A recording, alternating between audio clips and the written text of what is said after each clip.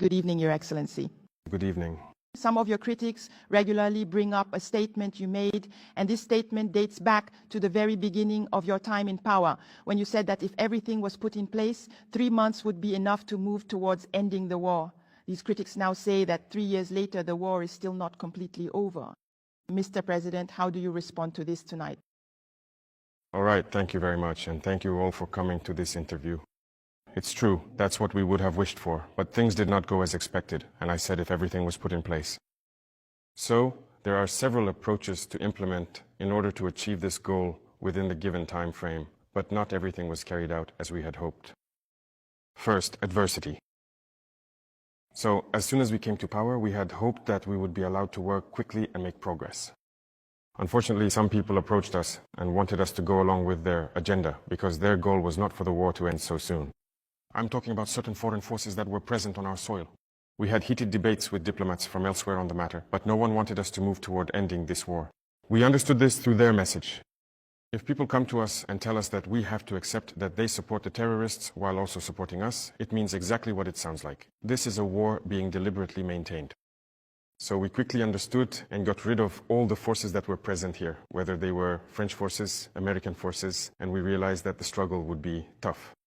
The second thing was also that we believed we at least had a minimum stock of weapons and ammunition. Today, I can tell you what I actually found in stock, for example. There was, for all of Burkina, less than 100,000 Kalashnikov rounds, and as for weapons, we barely had 100. How were we supposed to wage a war? We had to re-equip ourselves, reinforce the army in terms of personnel, weaponry, and everything else. That's why the 3-month objective, if this prerequisite had been met, would have been entirely possible, but there was nothing. We were not prepared for war, neither in terms of equipment nor in terms of manpower. Precisely, Mr. President. As you just said, when you took power, if we want to put it bluntly, there were more men than ammunition in the Burkinabe army. And today, where do we stand with the armament program for that army? And what are the signs that it is gradually gaining strength? Very well. As I said, I can't fully describe the situation as it was. It was catastrophic. And as I mentioned, you might be concerned. There may even be soldiers in this room who were on the front lines without weapons. That actually happened in our army. So these are situations where you might think it was just, I wouldn't say bad faith, but rather an incomprehensible situation. For us, the weapons were there, but they refused to equip us. But when we were confronted with reality, we quickly decided to first focus on arming the personnel who were present. And that's when it became the banner Korea. Because many powerful countries refused to supply us with weapons. So we turned to those who were willing to supply us with weapons.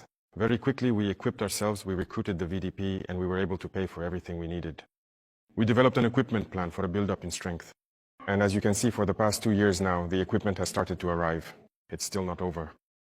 And more keeps coming in. Maybe in a few days, you'll see even more new equipment being presented, which is mainly support equipment.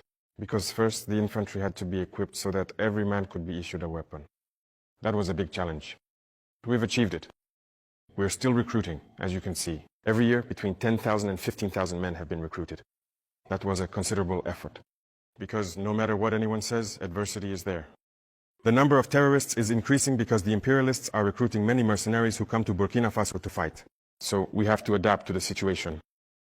And now we've entered our third phase, which is no longer about buying, but about manufacturing ourselves.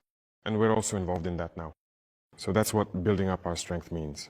It's important to equip ourselves properly, but also to create a defense industry. That's very important. In a few months, or maybe a few years, our soldiers here will be using weapons made in Burkina. Of course. We have the intellectual capacity. There are resources here, you just have to look for them. And that's it. We're right here at home. You'll see, you'll be recognized around the world. Mr. President, in your opinion, can we win this war at this point in time? Are we going to win this war? We can only win it.